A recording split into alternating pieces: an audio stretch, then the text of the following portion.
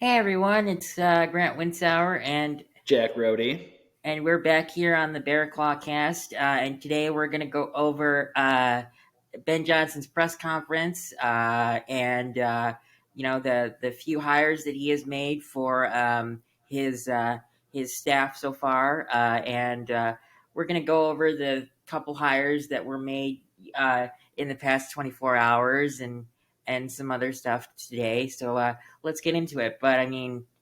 I really enjoyed um, Ben Johnson's press conference. I mean, I've watched it twice. I watched it once when it was being live filmed, and once to prepare for this, so I could actually have it fresh in my memory. But I mean, I was really like in intrigued with all his answers to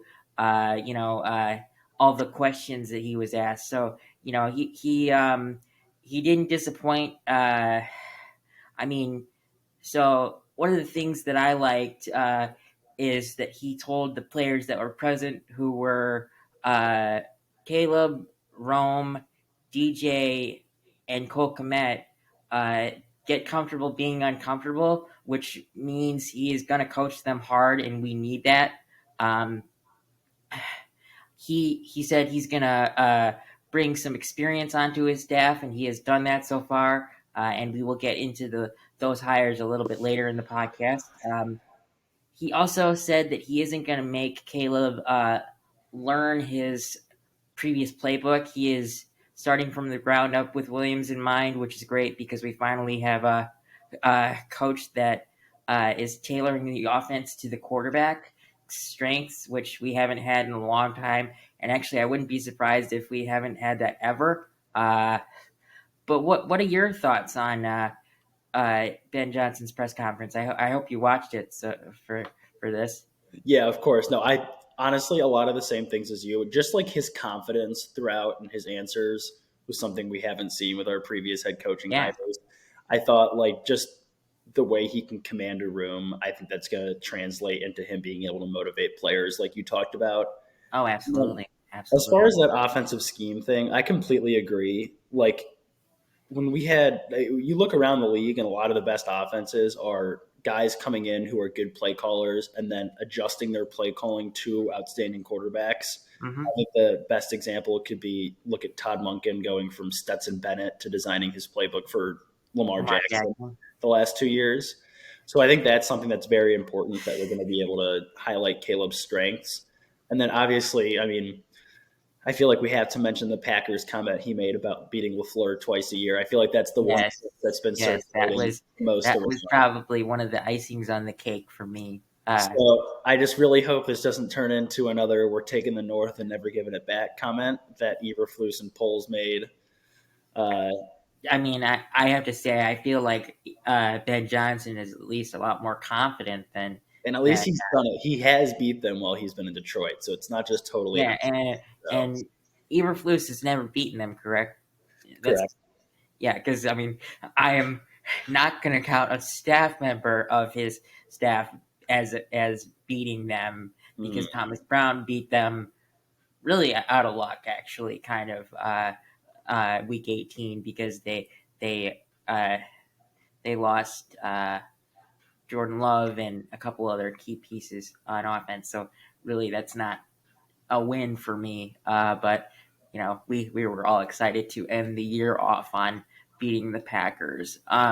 But so let's get into the couple of staff hires that uh, uh, Ben Johnson has already made for his staff, and so and two. I mean, two out of. I mean, for me, I think one of them we could have done better, but I'm not. I don't dislike it. I just think we could have done better. Uh, and let's just start with that. It's JT Barrett to be our QB coach. I mean, he was a great player in college, and he was the assistant QB coach for uh, the Detroit Lions this past two seasons, I think. Yeah, I'm not 100% sure actually.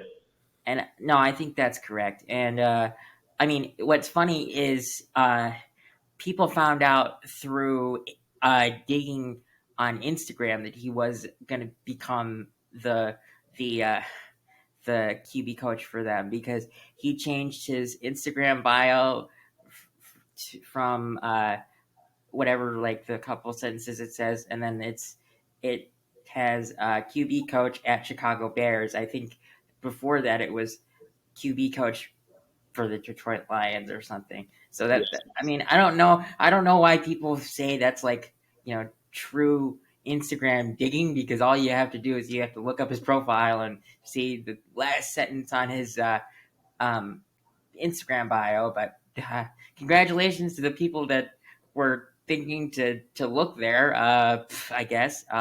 But um, so that's the one that I think we could have done better on. But the next two are very, very highly uh, respected players, or players slash coaches actually.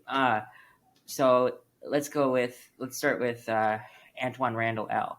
He was the wide receiver coach for the Detroit Lions last season, and he's coming over to the Bears as assistant head coach slash wide receiver coach. To be honest, I'm kind of surprised that he got that title, because one coach that we hope the Bears hire is Dennis Allen, who's uh, a DC, but I thought that he would get the assistant head coach title. Now, maybe because Ben Johnson is a offensive minded guy. He wanted a offensive minded assistant head coach. But really, I think what the reason for the assistant head coach title was to entice Randall L to come here, I think because I think that's exactly what it was.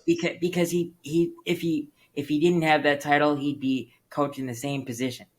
So but I mean, I really like it, and actually, I found an article like while I was waiting to record this, about 5 things that we don't know about him, and actually, one of the things is Randall L was drafted by the Chicago Cubs before sticking with football. Really? So, and he's also from. I have the article up right now. I'm trying to find what it said. He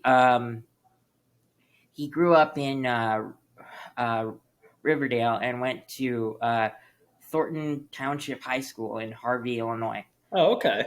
So Thornton's, he's Thornton's I believe that's where the center on our basketball team went for high school, Merez Johnson Jr. for Illinois. okay. Okay, cool, cool. Um, but what I really like about this the Randall L hire is the fact that he will instill accountability, because like when you watch that the last Detroit and Chicago game, he he literally went off on Jameson Williams on the sideline for oh god, what was that? Actually, that's one of the reasons. The game in Chicago. Yeah, he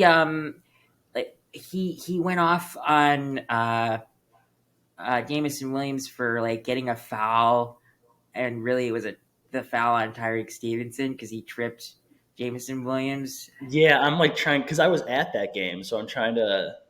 I think I know what you're talking about. But like he like really went into the Jameson Williams, and he like he's gonna be like the coach that's gonna be like if you do one thing wrong, he's gonna go in on you, kind of like a former coach for the Bears, actually, Mike Martz. I mean, I don't know much about Mike Martz, besides he played a crucial role in the Rams when he in the '90s. But like we had him for a couple of years, but he was so old at that point. I don't think he actually was still that hard ass. But I don't know. I wasn't alive for that. We weren't alive for that. So, and then the last one for me, this I will say this one was surprising, but I love it. It's Al Harris. He comes over from the Dallas Cowboys, and he is um, going to be our defensive pass game coordinator slash DB coach. And he played for the Packers for most of his career, and he has. I mean, I really love this because he has coached Trevon Diggs and uh, I can't remember the other guys. Jerome Bland. Yeah, Deron Bland to Pro Bowl seasons, and I think they had like 70 takeaways or actually that sounds way too much. But So like they had a high number of takeaways. yeah, they had a high number of takeaways, and I mean, I just can't wait to see what he can do with this unit of Jalen Johnson, Kyler Gordon, and Tyreek Stevenson. If honestly, if he's still here, but based on because he also signed with a like Tyreek Stevenson signed with a like a performance unit, and it was with the recommendation from Al Harris. Oh, So I nice. mean, I think that he will be here. So maybe Al Harris is going to turn the little bit of a letdown year for Tyreek Stevenson around this year, and I am very excited to see it. Yeah, I mean, he had a great rookie year. So if he can bring out the best of Tyreek Stevenson, I'm not completely giving up on him either. If they still Yeah, think I'm it's not completely giving up on him yet. It's just you have to know not to taunt and turn yeah, around and for and sure. take the last play off. Just work 110% every snap. It's just, that's what you're supposed to do when you're a football player. Yeah, and that was Um, a young, dumb decision on and his part.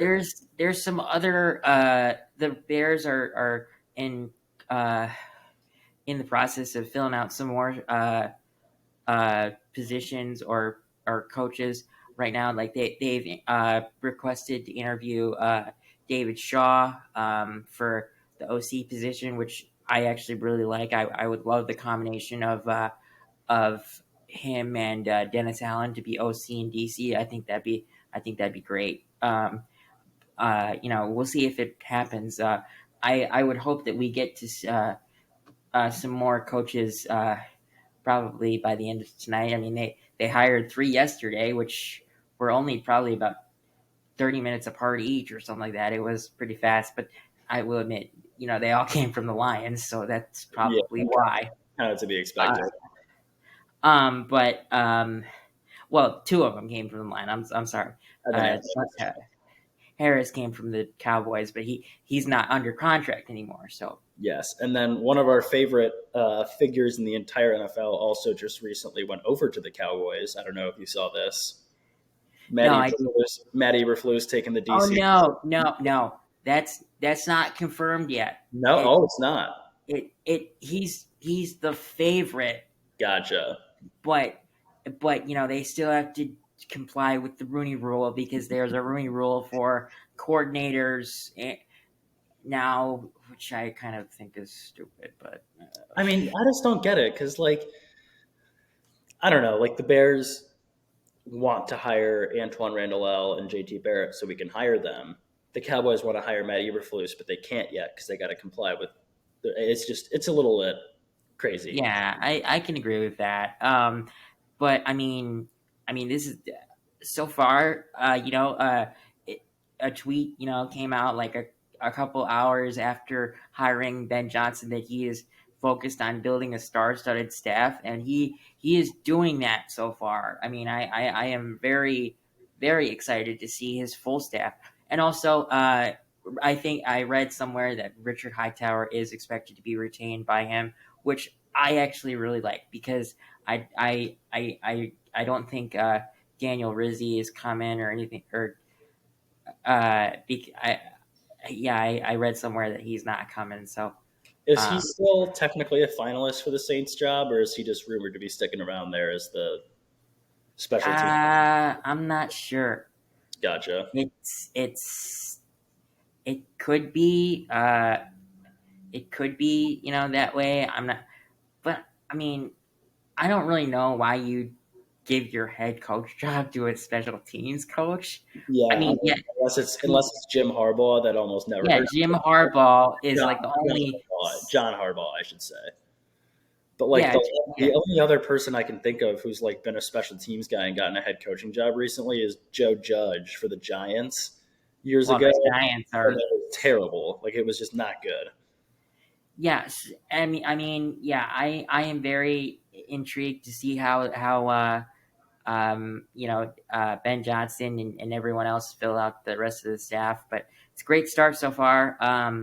So let's get into the next topic. And the next topic is actually there were three head coaching hires made yesterday.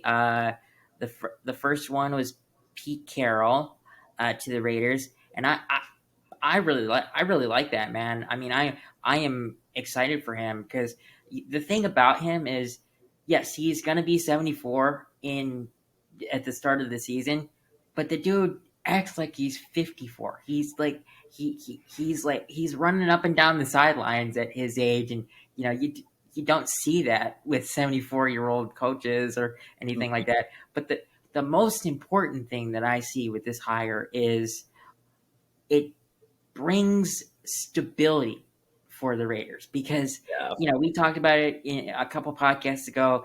They've gone through John Gruden, they've gone through Josh McDaniels, they've gone through Antonio Pierce, and then they've gone through like three GMs or four GMs at that point. So even though his contract is only 3 years with a fourth year option, um, even though it's a shorter contract, I mean, you know, you you have stability for that time, yeah. and They just needed to totally reset that culture. Like they obviously aren't going to be able to get their quarterback this offseason, probably. But I think Tom Brady being involved in that front office knew that they needed someone who was experienced, could win, develop a culture, and I think that he's like the perfect guy for them right now. So absolutely, I honestly absolutely. think it's even better for them than if they had gotten Ben Johnson. I think they're just not set up well enough for Ben Johnson to come in and Hmm. have the most impact. So I think that actually Pete Carroll to the Raiders was a great hire for them. Oh, absolutely. I mean, if so, the only uh, head coaching job that's left is the Saints, and it's going to be interesting to see how that goes. Um, we'll get into the one that I do not like in a couple of minutes, but the next one was the Jaguars. You know, they fired Trent Baalke like what Thursday, right? Or Yeah, it was like I don't know what day it is. All no, I remember it was like 4 hours after Cohen announced he was going to go back to the Bucks. yeah. So Liam Cohen was the leading candidate for the Jaguars after Ben Johnson took the Bears job, and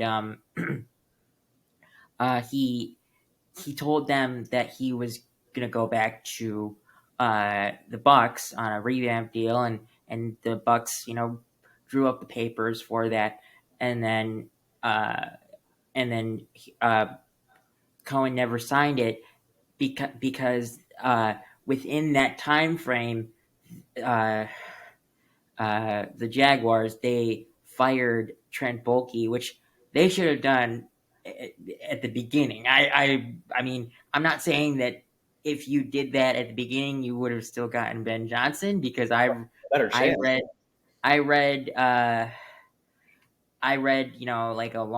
like last year that uh, uh, Johnson's choice was to go to the Bears last year if it was open, and it wasn't. But also, he did say that he didn't have a great understanding of offense and defense in his press conference, and now he has a much better understanding of that. So we'll see how involved he is in both, and I think that he's going to be pretty involved in both. But when the Jaguars fired Trent Baalke, they reached out to Cohen again, and he was like, "Yeah, I'll reconsider it," and he obviously then took it. And actually, right now, I've read that Ian Cunningham is the leading candidate to be the next GM for the Jaguars. So that would be pretty nice to get That would some be nice for a couple third comp picks rounders. there. Now, we'll see if it actually happens. But I mean, I will say he's probably the best available because you're starting your GM search now when basically all the good ones are out of the picture. Yeah. So I also thought it was hilarious that the Raiders and Tom Brady signed a GM with the last name Spytech. Did you catch that? I just yeah, thought that was yeah, that's a little. I mean, it's a little funny, but it's also a little funny that Tom Brady hires the GM that he kind of worked for a couple years Mhm. because Spytech was the assistant GM for oh my god, the Okay. Buccaneers uh, before before or when Tom Brady was with the Buccaneers for the three years or 2 years. 3 years. Three, okay. And I mean, I'm glad that he gets to work with someone that he knows, but I mean, it's kind of sometimes when you see that, you're like, are you doing this person a favor by giving them a promotion, or what? What's the deal here? Yeah. But I think that he will be a good GM. I just hope that that it's not not going to fail, but I'm very excited to see how some of these hires shake out. And then the one that I do not like, and I don't think anyone likes, I mean, is now I will butcher his name. I know You it. want, you want me to do it first? Knock yourself out. It's Brian Schottenheimer. Okay, so the Cowboys hire from within and promote offensive coordinator Brian Schottenheimer um, Look at that. to Perfect. head coach.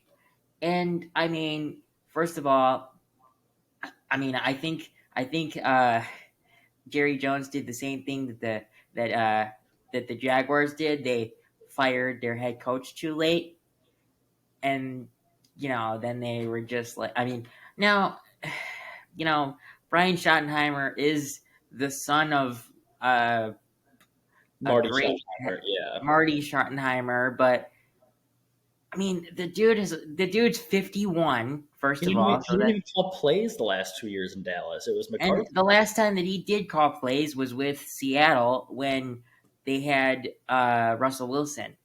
So that was a long time ago. NFL's changed a little bit since then. And I mean, if I had to grade, all the five head coaches, candidates that we know, I'm gonna give Johnson an A plus. I'd give Vrabel an A. I'd probably give uh, I'd probably Aaron go. Glenn a B or B plus or an A minus.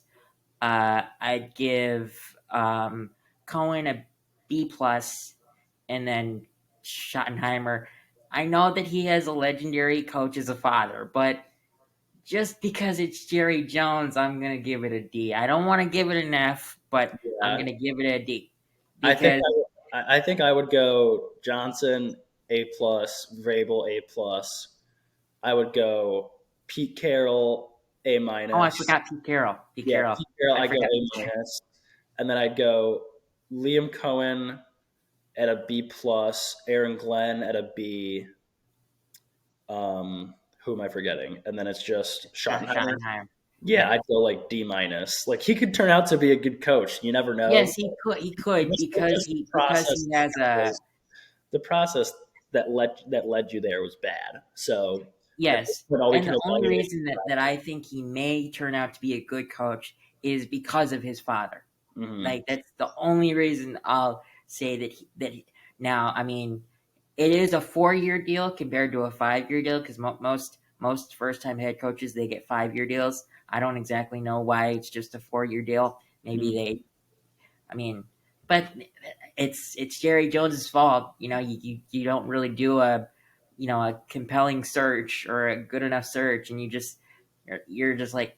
you probably ask around about the guy you hired, and they're like, "Oh yeah, he's got a legendary father. He's going to be a great coach," but probably not. You Yeah. know. So the NFC, the final topic that we're going to talk about today is the uh, the NFC Championship and AFC Championship are tomorrow, and so the NFC Championship is the Commanders and Eagles, and I mean, so a couple weeks ago, I thought, I said that the Commanders would be bested by the the Lions because I just thought that their superior offense was going to outweigh a rookie quarterback. But then I forgot to factor in all the injuries that the Lions defense had.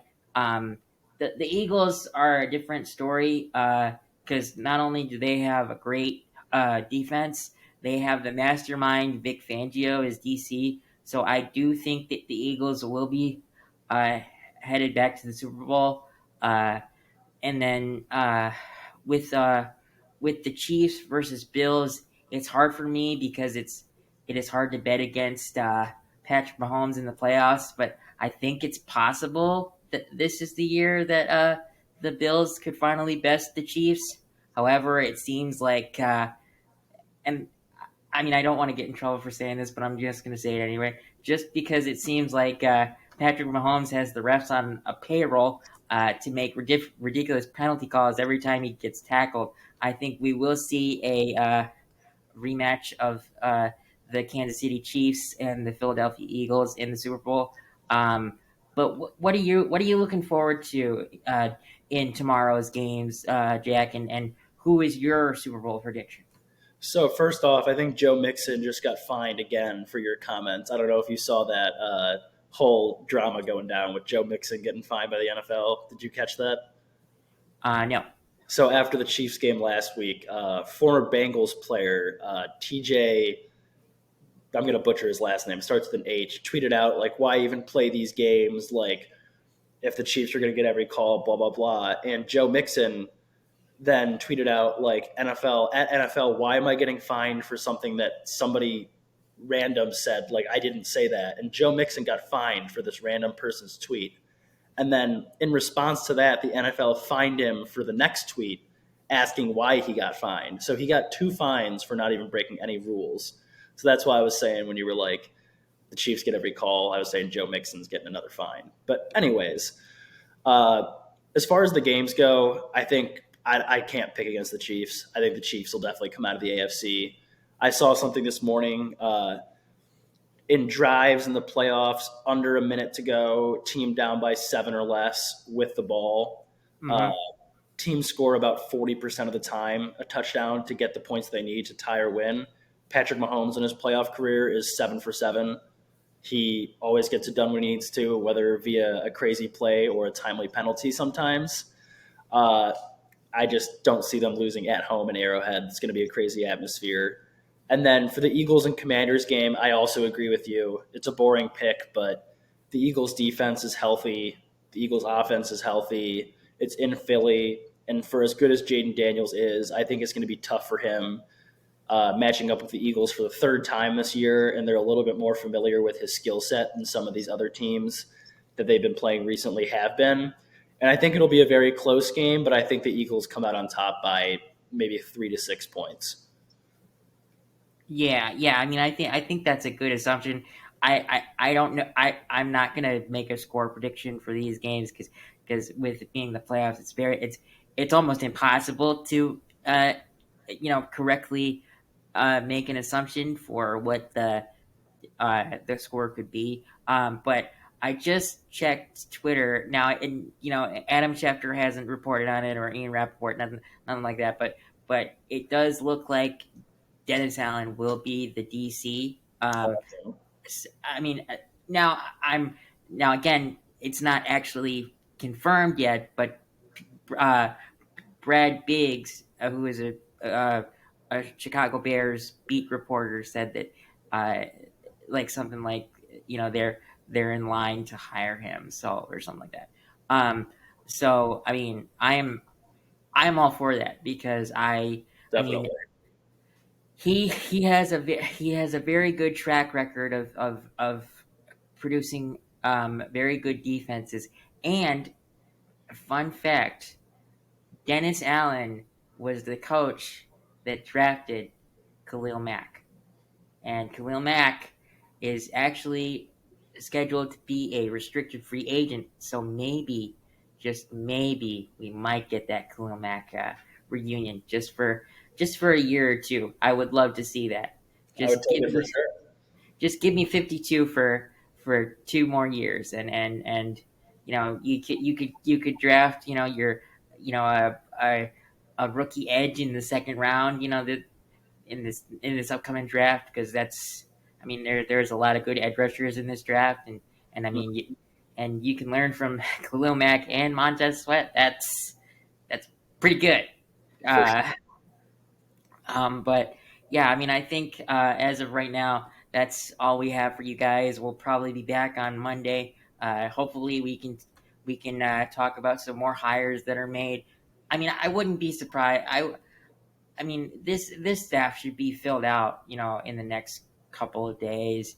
Just Hmm. because I mean, you gotta shift from uh, playing season mode to off season mode. You gotta start scouting. You gotta start, doing all that stuff. So they gotta get this through quick. But all the hires that are made so far, love them all. I can't wait to see what this new regimen can instill on the Bears. But it also feels like we in the past we have been through a lot of new eras Yes, with Matt Nagy, Matt Eberflus, Thomas Brown, I guess, and now hopefully Ben Johnson here to stay, and for the first time in probably 10 years, I can confidently say I think he is here to stay for a while. for Um, sure. but yeah, that's our episode for today.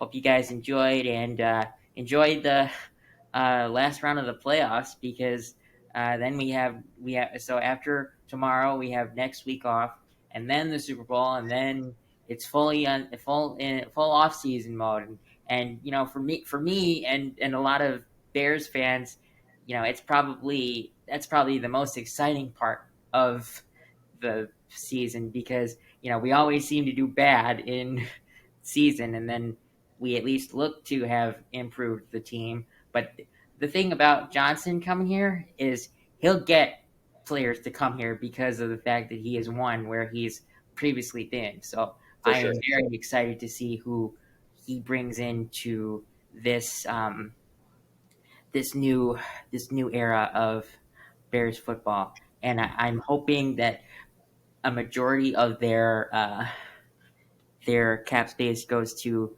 offensive linemen, uh, because that's the biggest thing that he had in Detroit. And even though he said that his playbook isn't going to be the same from Detroit, it's vitally important that we can Yeah, get those protection. 67 sacks down to I don't want to say anything under 30, so I'm going to say like 35. If we Hmm. could cut that in half, that'd be awesome. Yeah, for sure. So, hope you guys enjoyed this episode, and we will see you Monday. See everybody.